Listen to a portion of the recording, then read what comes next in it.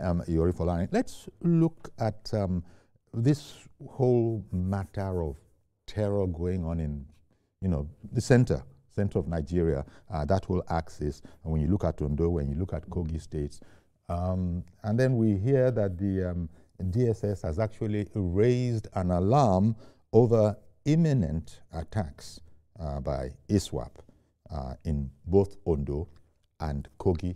Well, one is quite worried about the word imminent being in there. So these guys are professionals, the DSS. When they raise an alarm, it can't be that they heard something yesterday and they're raising the alarm today. That's the way we ordinary folk look at it. But then we have an expert this morning in the person of Mr. Dennis Amakre. He's a security consultant and formerly of the Department of State Security. Thank you very much, Mr. Dennis Amakre, for coming on the program this morning. Good morning, Yori. Thank you for having me. Our pleasure always. Just as I said in that intro, I was a bit concerned that if the DSS is alerting that there's an imminent attack, that means it's like they know those people are not just sleeping. They know that they're up and busy, and they are saying that anything can happen in the immediate future. First of all, okay, let me put a bit more context to my question. The commissioner for information in Ondo State has actually put out there that, well, not too much to worry about, that this is the way these advisories come out, but he was given the impression that we should carry on with our business because the authorities they have the matter well in hand. Okay, that was, I'm quoting the fact that Vanguard newspaper has quoted Mr. Idowa Janaku thus. So what can you tell us, Dennis? Okay, thank you, Yori. We are still in the era of security awareness. Okay. We are all learning about security. So, sometimes people don't actually get it. If you remember very well, when we used to have the United States consulate or embassy will put out a wording message about informing their citizens not to go to certain places. Yes. In Nigeria. I remember. You remember? And then people get worried. Oh, why are they saying this? Oh, why is this going on? Are they trying to, preempt our security agencies or not? But that is not it. The thing is that it's a normal thing for security agencies, especially the intelligence agencies, to disseminate intelligence to, the appropriate people. The DSS has, it's an intelligence agency that, do gather intelligence all over the place. And if it gets it, primarily it will tell the president or the governor of the state, and then of course, there are some operational agencies like the military or police that they are going to tell that this is what is happening. But I was very worried, the one of Ondo now, because a lot of things happened there wrongly. Okay. Wrongly, because if you look at that memo, it said it was leaked. Confidential memo. Okay. Right? Okay. Confidential memo is not for public consumption. It's not for public consumption. That memo is meant for the eyes of that 32 Artillery Brigade commander only. But you can see that when he got it, he called the pressman and gave it to the pressman because the Punch of Vanguard reporter was saying that he saw the copy. Yes. I think those two papers carried that story. Yes, he saw the copy. So, that means that commander has given out that letter to people for public consumption, which is not supposed to be. I am very sure the commissioner of police also had one. and he did a very good thing, but at the same time, he went ahead to like water the whole information down, Aha. but it is okay in a way because you don't want to panic the public, okay? You don't want to panic the public. You want them to, know about it, to be aware that anything can happen, especially in that Owo area where a church has been attacked once, remember? And a lot of people were killed. So if they are ready, if they know that something like that might happen, then they will also watch themselves.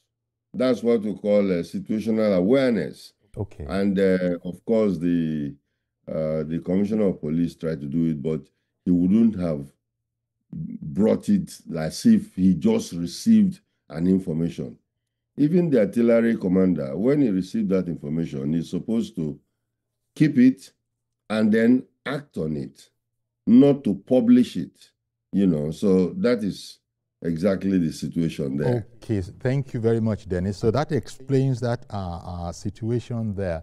But the Ondo State government, still referring to one of the two reports you also referred to, because I did read the report in Punch and also in Vanguard. Yes. But reading directly from the Vanguard now, I can read that quote: the Ondo State government has allayed fears over the alarm raised by the Department of State Services of an imminent attack on some communities in the state by ISWAP.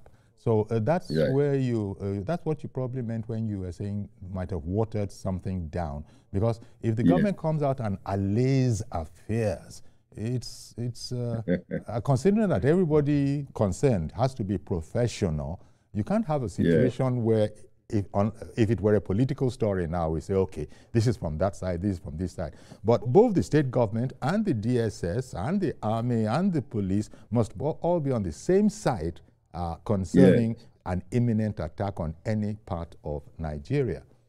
That is correct. What the governor did was it was damage control, crisis management. That information, he got it too. He got that report, like I mentioned earlier, but the army has already brought it to the public. And as it is already being carried by the newspapers, I think the governor has to step in quickly, to do the damage control, because if they allow it to go on, and anything happen later, and they will say, oh, people don't care or something like that. So I see. The original problem or the original mistake was not to publish that letter that came from the DSS. Even though it was leaked to them. And this is again where sometimes shouldn't be leaked. People talk about the press. They can leak it in a different way if they want to do that. There is a way to leak it or just inform the public, But to say, oh, the DSS, because when it comes direct, that's direct intelligence coming from the DSS. The DSS has said that there's an imminent attack. That is panicky. People will be panicking, but the way of dissemination, I think, is the problem we have. Otherwise, the information was timely and is actionable. And of course, they are supposed to work on it, to preempt any kind of attack. Because let me tell you, Yori, this information or the intelligence they got is credible. If it is not credible, the DSS will not send it out. Okay. So they have to work on it. What we need is public awareness, and then, of course, the security agencies should go ahead and do what they have to do, So that is the situation we have in our hands. I hope this won't affect things going forward, where, I mean, in terms of intelligence sharing and the different duties going on in the whole security community, which must all dovetail into the same place, I imagine, because we can't have security people working against themselves, not being aware that okay, this side of us has put out this side of us has put out this, and as you said, the government owes it to come in quickly before it is seen that it doesn't seem to have situational awareness, you know, about what's going on in the state. And if no less than the Department of State Security has alerted. So, but again, I don't know what this really says about the press, because against the backdrop of what you have just told us, and the press is quoting a leaked source, so it's not bad. It's not a bad story. It's just that you're saying that, well, procedurally, there are confidential communications that needn't be shared. They know, the people who receive it know how to action these matters. But once we have this now, so everybody, you know, we're up. Everybody is just like looking at, are we safe? And then this Islamic State of West Africa province, ISWAP, why are they, do you have an idea as to why they might still be interested in our matter and attacking Nigeria? They never see another country somewhere else to go and carry their wahala to. Why is it always Nigeria? You know, we have the ISWAP means Islamic State of West Africa province. Yes. It is a breakaway from Boko Haram, and then, you know, there was a disagreement in Boko Haram, and these guys break away from Boko Haram. Okay, and when they break away from Boko Haram, there were some other, some Al Qaeda elements from Libya who came and joined them. You know, and when they joined them, you can listen to their name, Islamic, what's that name now again? The Islamic, you know, IS is Islamic State, Islamic Province, State, West Africa Province. Yes, Islamic State of West African Province. Now, the whole idea is that they are going to, you know, take over West Africa. Okay. Even in Ghana, they are a problem to the government of Ghana. You know, and that's their plan. And of course, Ghana is really dealing with them, because Ghana didn't give them the leeway that we gave them in Nigeria. You know, so they have been, you know, Nigeria has been porous for them, very porous, and they are coming in, and most of those areas, besides the bandits, some of them are still occupying those ungoverned spaces we are talking about. And of course, their own idea, the bandits' objective is to capture people, steal money, kidnap people, money. But Islamic State of West Africa province, their own objective is to run over the whole of West Africa and create a caliphate of Islamic State, you know, Islamic State in West Africa. So as they are in Nigeria, you know, they are now moving southwards, you know, which is Kogi, all the way down to Ondo side and stuff like that, because some of their elements have been caught before. Okay. You know? Okay. Yeah. Okay. These are the situations that we have with ISWAP. Okay.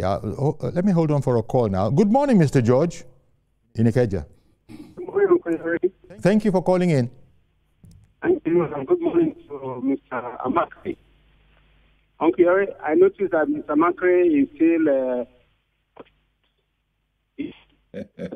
and you notice that, wait, I'm interested. You notice that Dennis is still what? Yeah, he's still outside Nigeria. I say make you not be saying I'm go talk more. I'm happy you mentioned it. Please continue. I'm with you.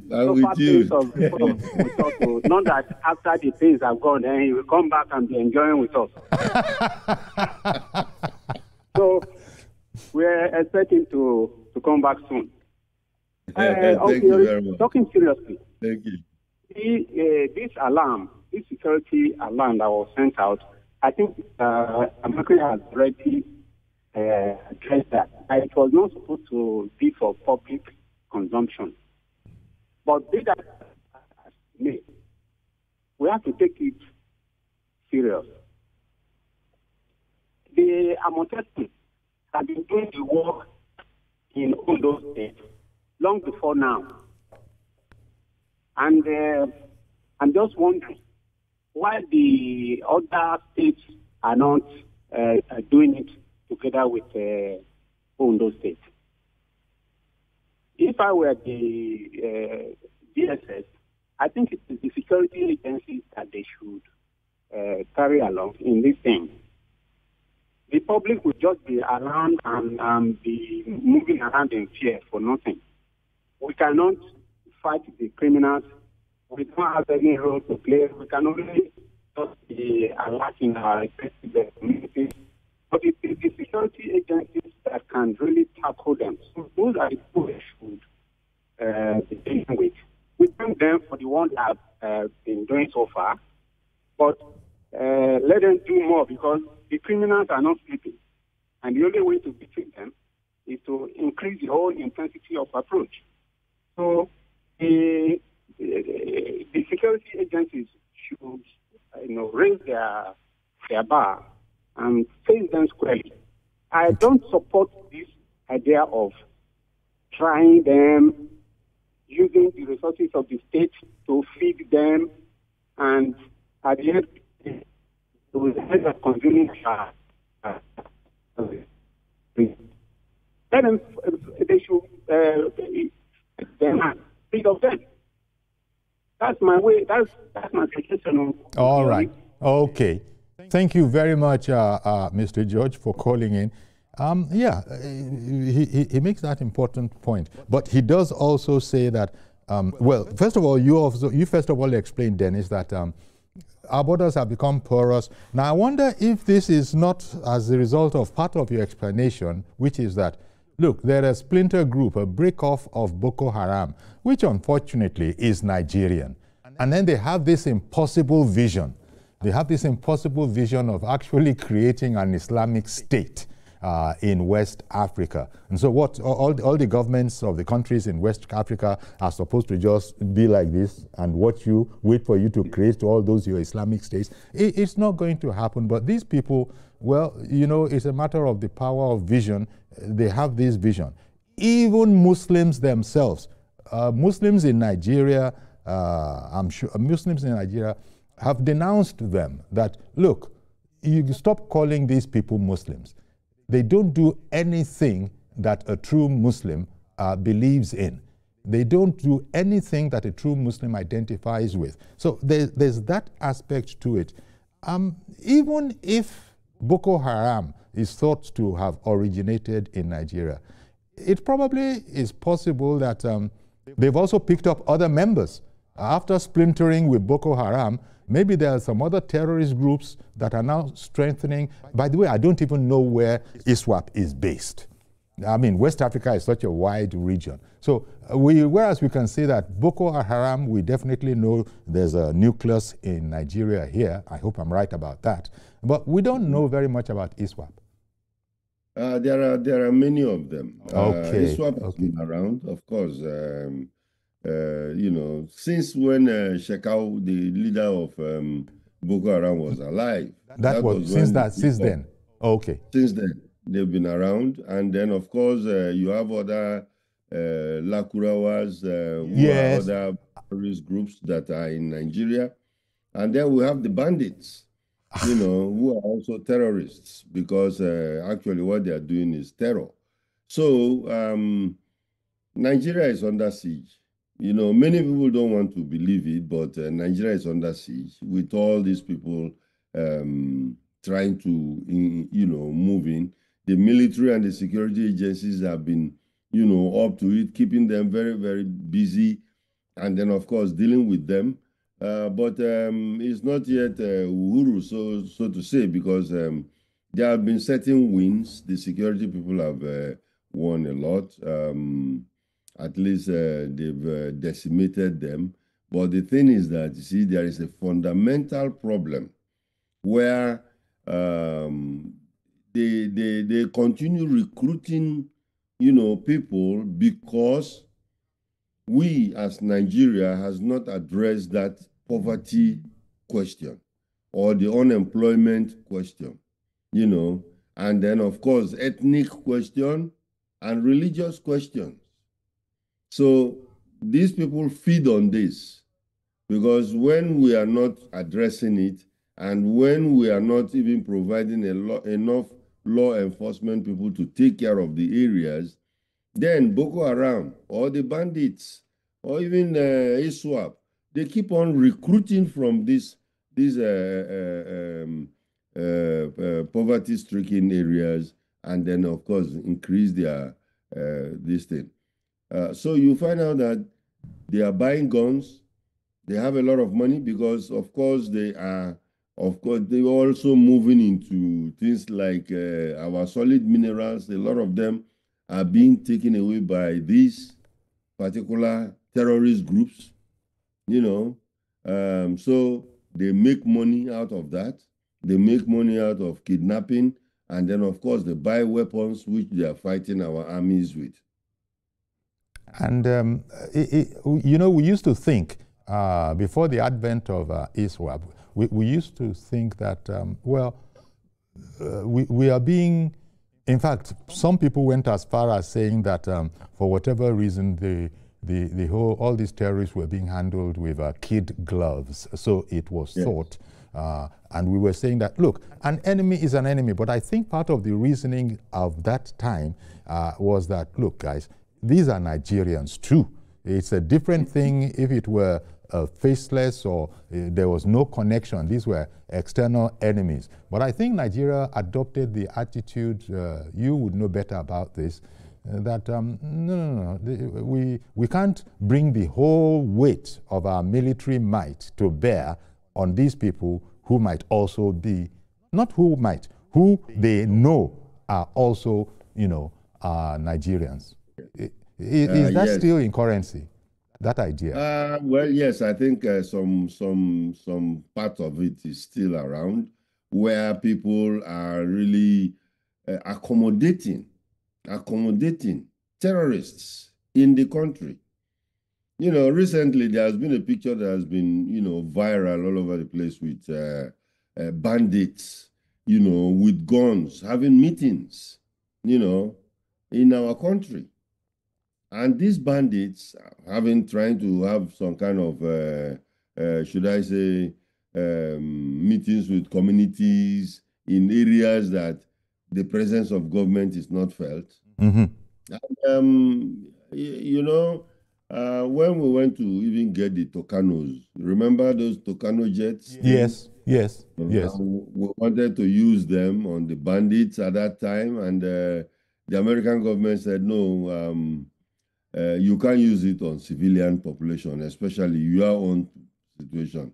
And we told them that these are terrorists. And you remember, they went to courts and declared them as terrorists. Yes. I think the National Assembly that declared them as terrorists. And it was after that we now got the Tucano jets that came in, but by the time we got those Tucano jets, the battlefield has changed, because these terrorists cannot be, you use it for external enemy, because when you try to use it to bomb people, you bomb your own people too. Yes. There's a lot of collateral damage. So all these incidents of friendly fire, Exactly. So we've been in and out of this, but I think we need a very strong political will to deal with these people. We cannot mix the security with politics, where some people will call, even if they are Nigerians, from what they are doing, are you going to say that somebody who is an armed robber in Nigeria, because he's a Nigerian, we should leave him alone? We have to deal with them, put the whole weight of the law on top of them, and then deal with them. So I don't think that argument is tenable, that we are trying to use kids' glove. I don't think we should. Okay. Anymore.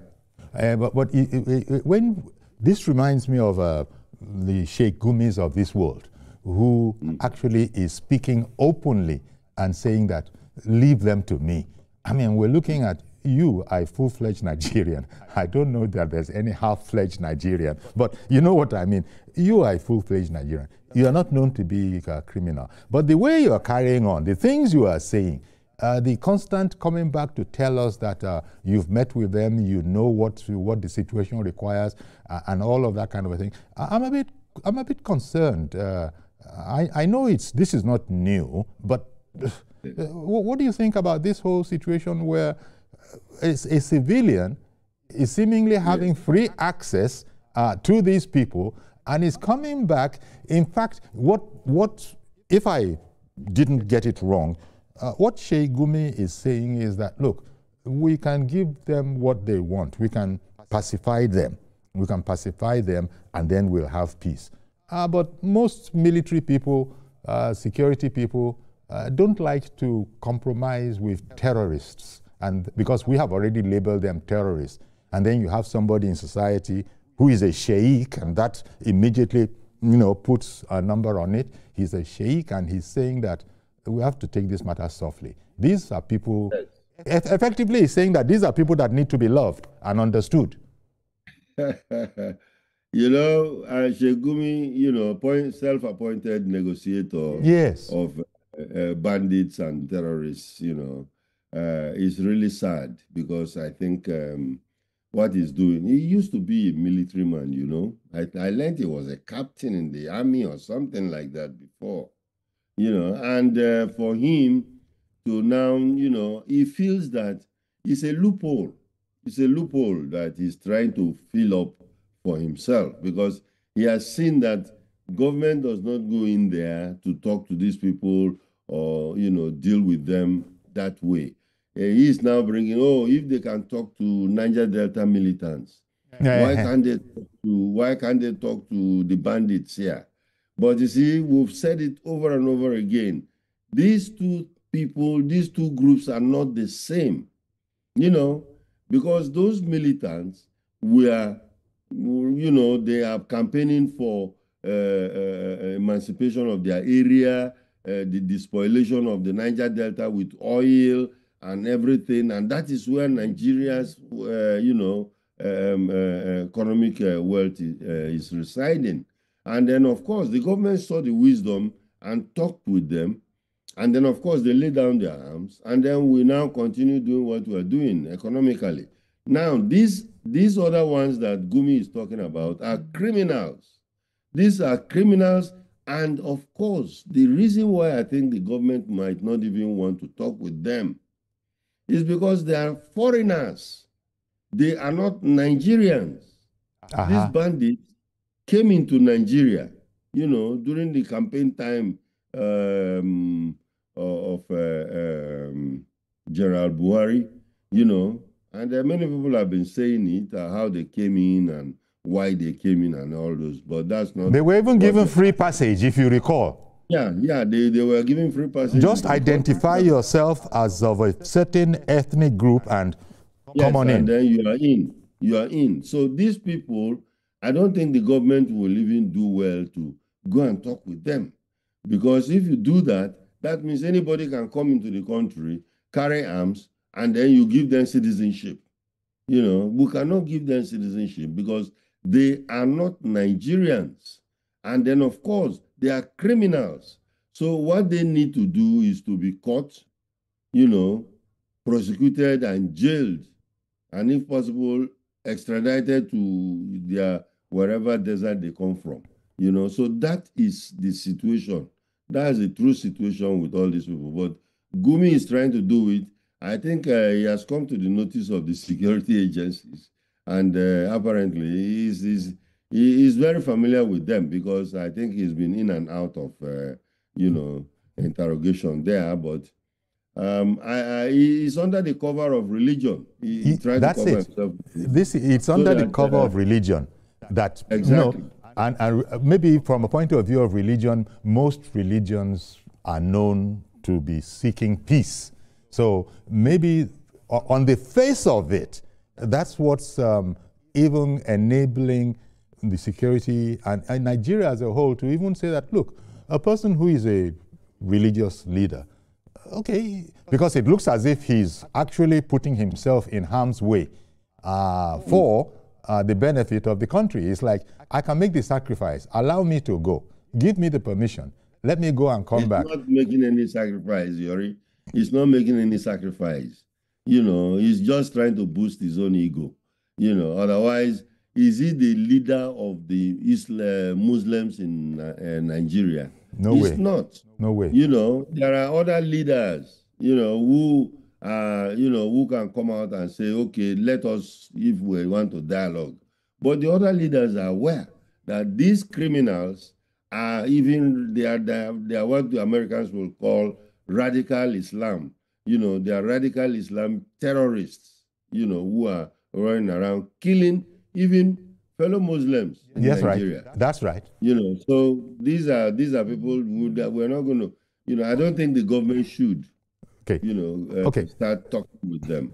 Let me bring one of your people, and by your people, I mean from the security community.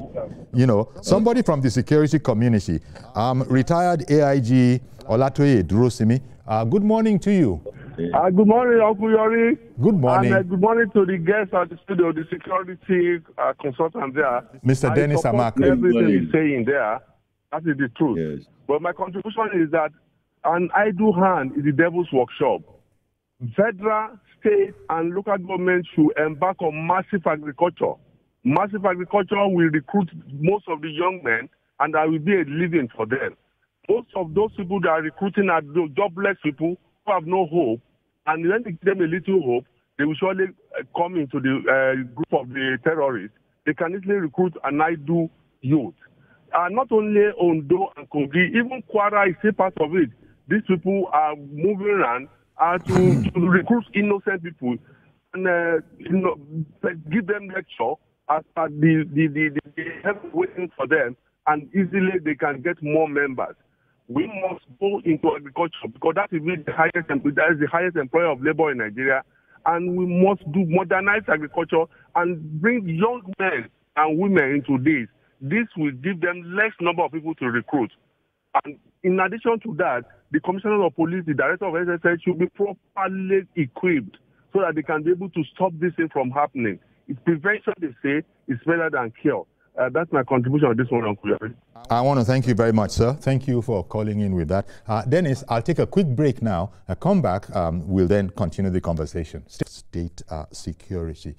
Thank you very much for staying with us. So, in case you've just joined us, the recent security alert memo that was, done by the state security services and specifically addressed to the 32 Artillery Brigade of the Nigerian Army in Akure has been getting a response. Certainly the commissioner over there, the Commissioner for Information and Orientation, Idowa Janaku, has said that government is aware of the memo.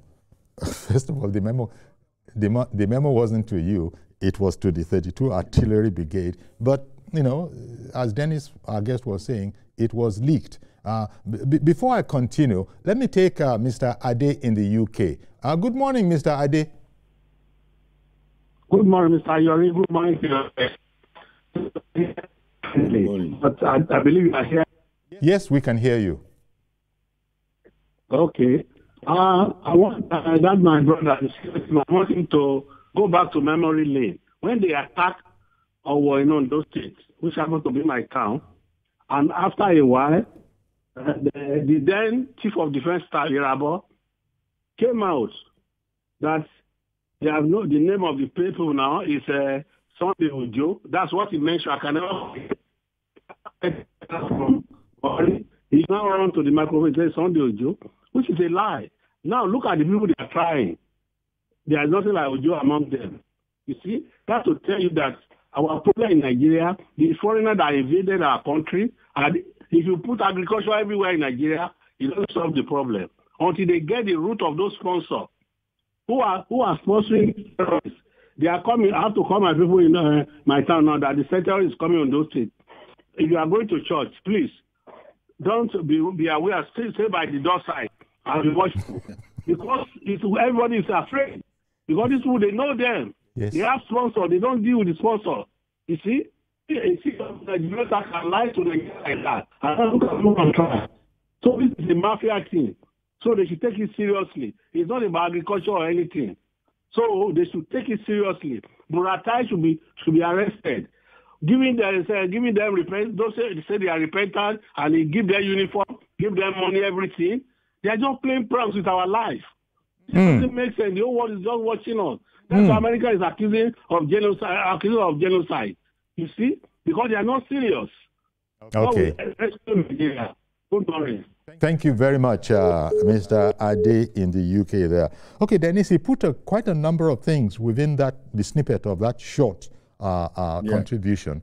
I don't know what your thoughts are on his position, especially where we've been told by the authorities that our investigations are continuing and we actually know those who are the sponsors. Nigeria heaved a sigh of relief, say, this matter is going to get resolution. Here our security people say they have reached that place. We know who the sponsors are. And then you and I know, Dennis, they didn't tell us anything anymore. They just went quiet about it. So if you would like to address that whole area, when a security organization feels secure enough, like the DSS, for example, to make those statements that we have certain info, in the fullness of time, we shall let it be known more widely. And then you don't hear anything. You can't blame anybody for feeling that, they've been called off. They've been told to back down, don't go blabbing your mouth anyhow. No, not necessarily, not necessarily.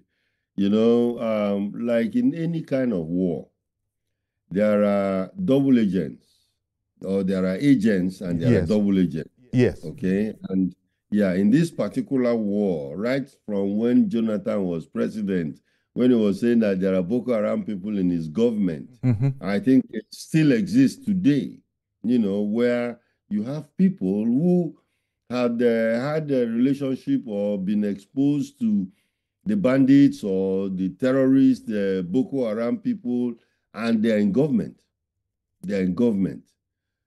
My problem is that they are politicizing security. They are politicizing security. And when you politicize security, then we have a problem there. You know, you cannot, you have to separate them. If you are playing politics, play politics. If you are doing security, security has to be sacrosanct because it is very important for the survival of the nation. You know, these people cannot, you know, you hear people coming around to say, let's pardon them. Let us de-radicalize them, or let us, you know, and those are the things that cause problem. You know, it's just like some people were just mentioning recently that some armed robbers who are released from prison, you know, giving pardon. I think it's not the right way to go. Well, actually, this is a very important thing that you bring up, and it's slightly different from this because just like we complain, we the ordinary people complain about professionals. That's what I'm saying. We don't want to politicize them, and we don't want to politicize them, and they are not politicized. But remember, they report to the size. But remember, they report to the president. The president, they are not independent. We've discussed this. They are not independent. We've discussed this before. You know, Department of the Presidency. Okay. Okay. You know, earlier you were speaking about some of the armaments that we thought would be very, very helpful. You spoke about the Tucano aircraft, for example, and you know the complications in there that were resolved such that when the Tucanos came, maybe it was after they would have been of the greatest use. So I wanted to ask you, considering how close you are to security, understanding the security machinery in Nigeria, are you now saying that we have the wherewithal, we have what we need to do a good job? Because there was a time when, in fact, part of that conversation about the Nigerian army, the Nigerian security services are not sufficiently empowered, that's part of what led to the Tucano. I'm not saying that it was a public outcry alone. Yes. No doubt the experts there would have put all of this. So my question to you is, do you think we are sufficiently equipped, whatever the security area, whether it is artillery, or whether it is the Nigerian army, or whether it is DSS, or whether whoever, do you think we have the wherewithal now to do a better job than we have been doing in the past? Okay, we have a lot, but we don't have the wherewithal, all of them that we need. Let me give you, let me explain. Okay. Now, the military itself have a lot of equipment, a lot. The other day, I think, was it, there was a day, was it Democracy Day or something, when they had a parade and you saw all the armaments, that different kinds of armaments. We have the Air Force with Tucano jets, jets, all kinds of things that we have, okay? Police suddenly have also acquired some drones, okay? Now, that is in order. See, these Alpha jets and Tucano jets and all the rest, like I told you earlier, the environment, the war front, the environment of the war changed. So you cannot use them again. Now, what people are using, even in some of the places that we have, like Hamas, or even in Ukraine, you know, the war is now concentrated more on drones. You know, drones are the ones that are fighting the war now. And of course, it is unmanned, and it can silently go to so many places, and it can do a lot of surveillance.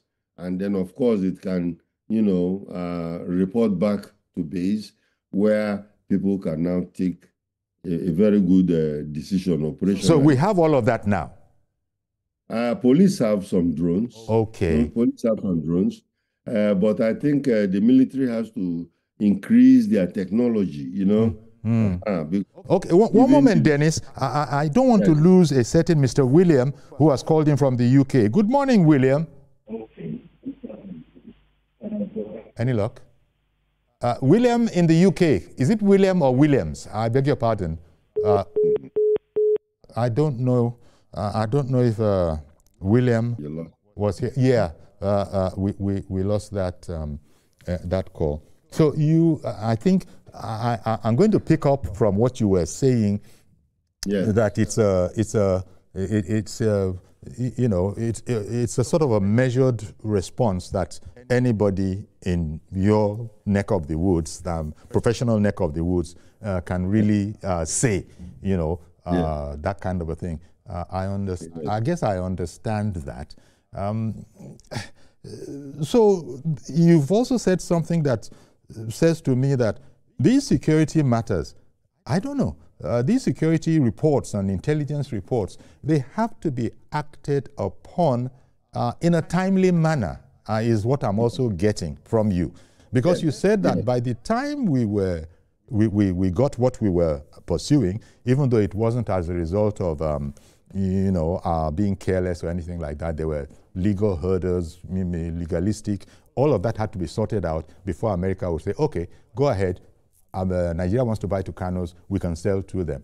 I understand that, but that's how does that affect the whole question of intelligence? Intelligence must be dealt with, intelligence information must be dealt with by the appropriate quarters in a speedy manner. Yes. Intelligence, if not actioned in a timely manner, becomes useless. I hear that William is back. Good morning. Is it William or Williams? Good morning. It's Williams, Peter Williams from London. Good morning, Mr. Williams. Please go ahead in the UK now. Please go ahead. Thank you for calling back. I can hardly hear you, Mr. Yori Folani. I can hardly hear you. What's the problem? Hey.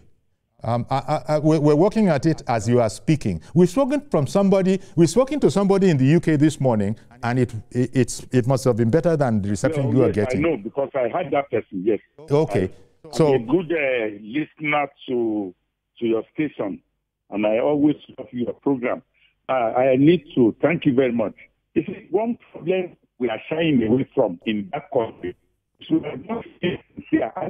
Wait a minute now, Mr. Williams. In that country, is it we you are calling in that country? Is it we you are calling in that country? Mr. Williams, it's our country now. Excuse me? I say, you said in that country. No, in Nigeria. Mention the name with pride. You're in Nigeria now? No. I'm calling from UK, from London. But you are a Nigerian. I hear you, sir. In Nigeria. Okay. Please just continue. It was a slight joke, but please continue. We are shying away from the truth. Okay. We all know the genesis and the foundation of the insecurity.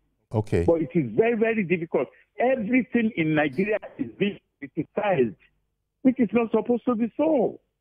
People are dying every day, and the government of this president, our president, they tell us, yes, we're on top of the security challenges. Which on top?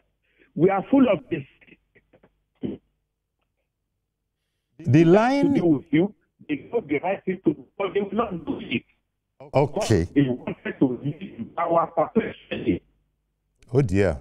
Well, thank you very much, Mr. Williams, for calling in and giving us this perspective. I'm also happy that you have also heard some of the comments and responses from the administration in Nigeria. It's just that from the way you are speaking, you have decided that you can take that with a bit of salt. But that's what we're working on here, and we continue to work at it and try to understand. But it's possible. That was why I was making the slight and only slight joke that by the time you refer to us as in that country, I'm sitting here, my back strut up straight, but I understand what you're saying. You are speaking out of frustration. Say, for how long have they been telling us this whole thing? Dennis, you see, we've been in this together.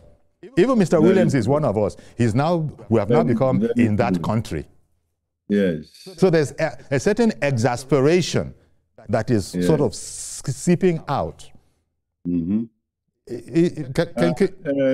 Yori, one thing is very, very clear.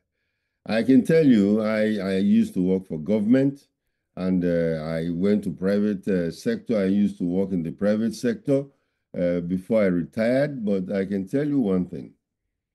Many people don't understand how government runs, because a lot of people will, even politicians, some of them will say, oh, why we want to do this, and when they get in there, it becomes so difficult because, they cannot operate